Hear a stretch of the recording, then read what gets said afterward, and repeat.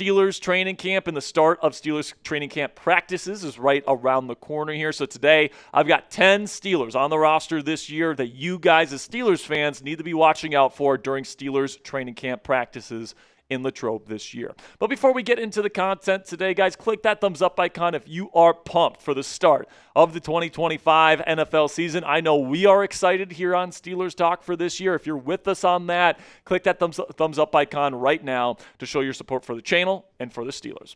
Okay, so obviously the first one that everybody's going to have their eyes on is Aaron Rodgers, the starting quarterback. I mean, Rodgers is arguably a top 5 quarterback in the history of the National Football League. In terms of the true pantheon of the sport, Rodgers is probably the highest ranking quarterback in league history to ever play for the Steelers. And obviously, this is probably going to be his only training camp where people are going to be able to get a look at him. And plus, he's got probably the prettiest throwing motion in league history. So, it's going to be impossible to keep your eyes off of Aaron Rodgers in Latrobe. And I can't wait to see how he looks. I can't wait to see, how quickly he's getting the ball out and the level of chemistry he has with the weapons that he has to work with. I can't wait to see how much under center he's going to be doing during these practices instead of in shotgun, which he is really based out of his entire career. I'm excited to see what this offense is going to look like with Aaron Rodgers under center and kind of get a feel for what this offense with Rodgers at quarterback is going to look like. So he's definitely the number one guy that every Steelers fan is going to be watching out for here this week. But the second one here, and I'm going to be keeping a very close eye out here on Roman Wilson. All right, second-year receiver out of Michigan, gets hurt in training camp last year, the first day of pads in Latrobe, actually, gets hurt, and he just couldn't get on the moving train, as Mike Tomlin liked to put it. Last season, apparently he had trouble picking up the playbook. And, this year it's going to be a big year for Roman Wilson to show that not only can he be a starter, but that he can really step up into a major role. I do think Robert Woods, the veteran, is going to be slotting in as that 12 personnel wide receiver on early downs, at least to start training camp here. That is going to be his job to lose, or another way to look at it is that it's going to be Roman Wilson's job to win, because Calvin Austin III is completely useless in run blocking roles. He's just too small. He doesn't have the functional play strength to be able to be a functional blocker in the run game. But Roman Wilson is absolutely somebody that can go out there, and he was known for his run blocking there with the Michigan Wolverines. And you go out there in 12 personnel, which has two wide receivers on the field. You want both of those receivers to be able to run block. So the Steelers are going to be living in a lot of 12 personnel this year with Pat Freiermuth and Jonnu Smith both on the roster and getting starter level money. So you need that number 2 receiver to be able to run block. We know Robert Woods is a pretty good run blocker, even though he's pretty lackluster as a receiver and as an athlete at this point in his NFL career. But Roman Wilson is a fantastic athlete with phenomenal acceleration and speed. And if he can show himself to be a legitimate receiving weapon as well as a legitimate run blocker, then that 12 personnel receiver role could be his. So that's going to be a big time player that I'm going to be watching out for here. And if neither Woods or Roman is working out and as that 12 personnel wide receiver, I think the Steelers' backup plan is to sign Gabe Davis in NFL free agency. He is big. He is an excellent run blocker. And even though he does have some injury concerns coming off a major knee injury last year in Jacksonville, he's a deep threat as well that can be utilized by Aaron Rodgers in this offense if they bring him in. So predict it for me down there in the comments section. Which wide receiver gets the second most snaps this year? Do you think it'll be Calvin Austin III? Do you think it'll be Roman Wilson? Do you think it'll be Gabe Davis? Who do you think it'll be? Let me know down there in the comments section for today's pinned question. YouTube's going to throw you an ad break here in just a couple of seconds, and when that happens, take advantage of that time. But let me know which receiver gets the second most snaps this year. Just so you guys know, last year was not Calvin Austin III. It was Van Jefferson.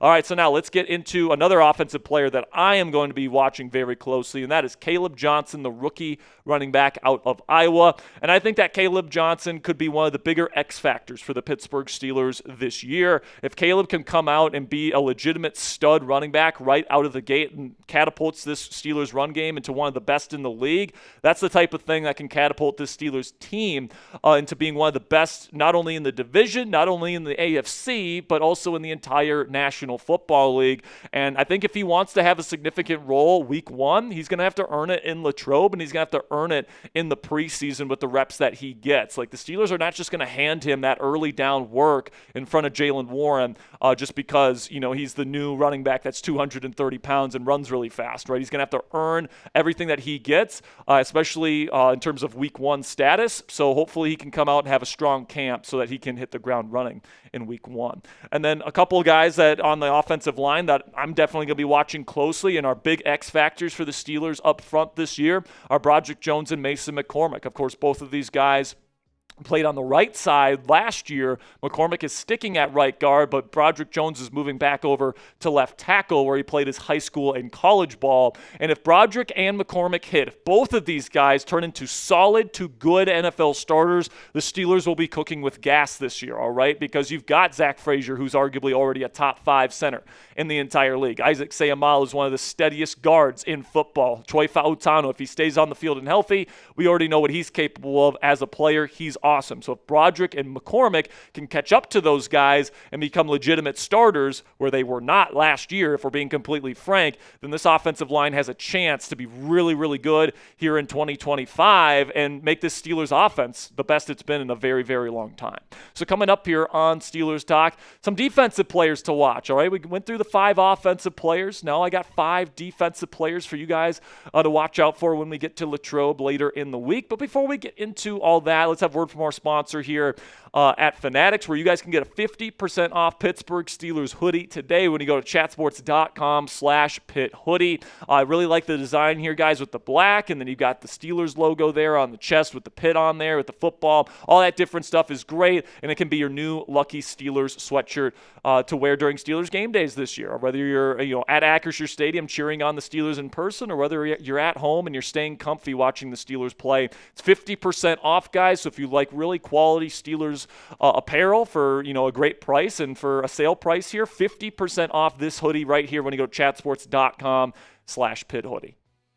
So I think that the guy that a lot of people are going to be watching, another new addition, another big name, Aaron Rodgers will be kind of the main guy fans watch this year on offense, but then Jalen Ramsey, the new starting DB for the Steelers, who was obviously the big piece in that blockbuster trade that happened a couple weeks ago, will be the guy most fans turn their eyes to on defense, all right? And I am excited to see how Ramsey is going to be used because I think they are going to move him all over the formation. When they're in base formations, which means just 2 outside corners, he's probably going to be playing some in the box and as a true strong safety. But then when they are in their nickel looks, which is most of the time, he's going to be their starting slot corner, and I expect them to blitz him a lot. I expect him to be their chess piece if they move all over the place because that's what he did at a really high level with the Los Angeles Rams and with the Miami Dolphins. He's never been a full-time slot player, but that's what he's going to be expected to do here in Pittsburgh, and I really love the way he played in the slot in his time in Miami and Los Angeles. I think I definitely see the vision for what the Steelers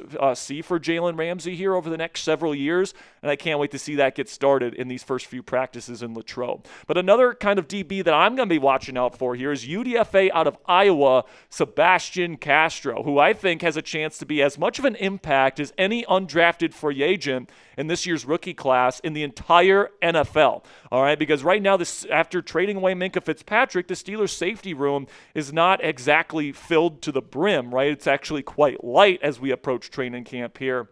But I couldn't believe Sebastian Castro didn't get drafted this year. I had a late day 2, early day 3 grade on Castro because even though he's not the best athlete, he was an older prospect, and he did have some tackling inconsistencies. He wasn't a bad tackler, but he certainly wasn't an elite one. I really loved his film, and I love his football IQ. Those Iowa coaches, I don't know who coaches DBs at Iowa, but he does a fantastic job.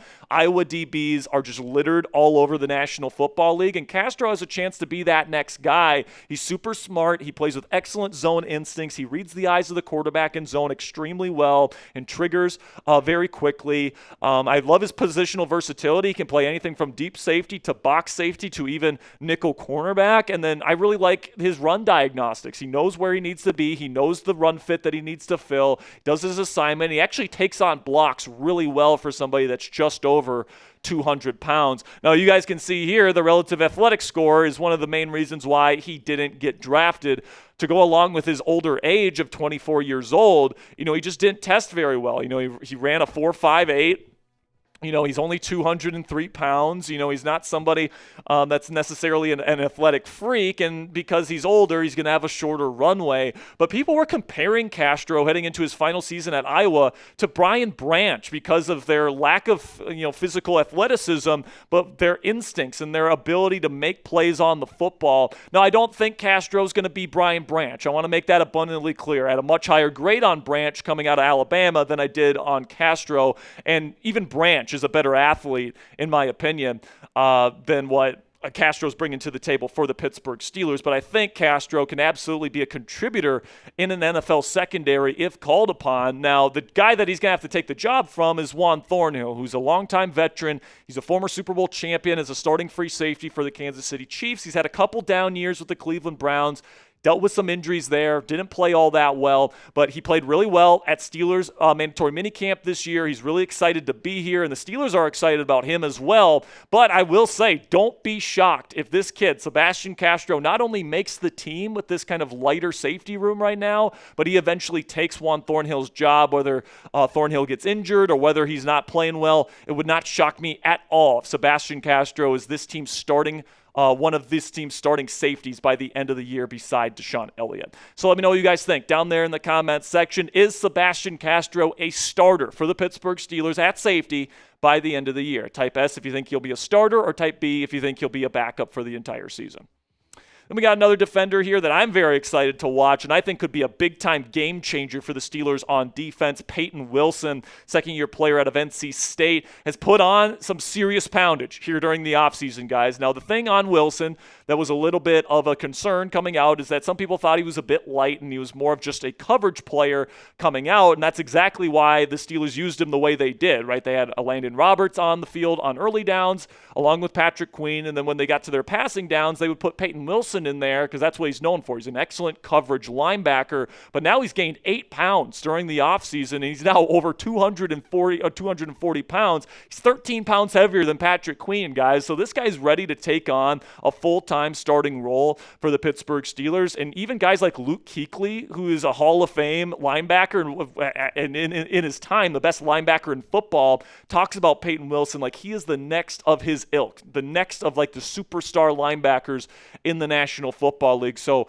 I think that having an impact player in the middle of your defense at linebacker, it's super rare to find, but when you have one, it's so valuable to your football team and for your defense. The Steelers have a chance to have one of those special star players in the middle of their defense here with Payton Wilson. I can't wait to see how he looks out there in Latrobe. Then another guy I'm going to be keeping my eye out here at linebacker is Cole Holcomb, who, of course, missed the entirety of last season with a really gruesome knee injury that he suffered against the Titans 2 seasons ago. And before the injury, Holcomb was a very balanced, if unremarkable, starting linebacker. He did everything well, but nothing like exceptionally well. He was just a good player, good, overall player to have on your football team. And the question coming off that injury and after a full year off is, how good is he still? Like, how far of a step back, if at all, is he taking here after missing an entire season of football? So we'll see. I'm really rooting for him. I think all of Steelers Nation is rooting for him because having a third linebacker like this that is starter quality would be huge, especially if Patrick Queen or Payton Wilson, God forbid, goes down with an injury. But if Cole Holcomb fails and he's not ready to go and he's not, an NFL starting caliber player anymore, then Malik Harrison, the guy that they brought in free agency this year to replace Landon Roberts, is going to be there waiting. Now, Harrison is going to be making the team regardless as a special teamer. He's an excellent special team player, but he's also a decent run defender as well, all right? So if they want to be able to put him in that quote-unquote a Landon Roberts role, they can certainly do that if Cole Holcomb is not up to snuff. So let me know who you think is going to be the number 3 linebacker in this rotation this year. Type C if you think Cole Holcomb, or type M for Malik Harrison. Honestly, guys, I think the top 2 linebackers are going to get a big majority of the snaps in Patrick Queen and Cole Holcomb, but it's always nice to have that third guy in the rotation. So let me know who you think is going to win that job down there in the comments section.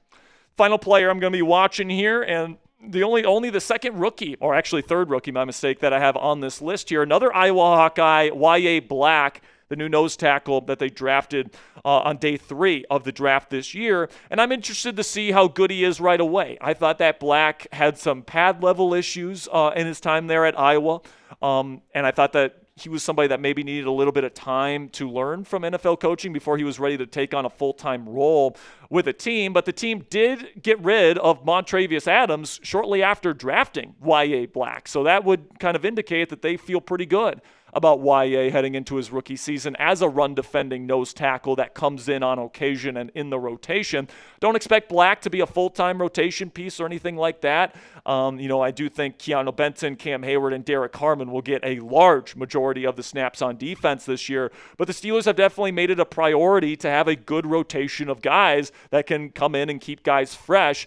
So I do think Black on certain early down, goal line, third and short type of looks, Black is going to be a big-bodied presence that's going to be somewhat of a value for the Steelers this year. All right, that'll be it for me today, guys. Click that subscribe button if you haven't already for extensive Steelers training camp coverage. I've got practice notes every single day. The Steelers take the practice field all throughout training camp, so make sure you click that subscribe button for that free, extensive coverage of the Pittsburgh Steelers during training camp this year.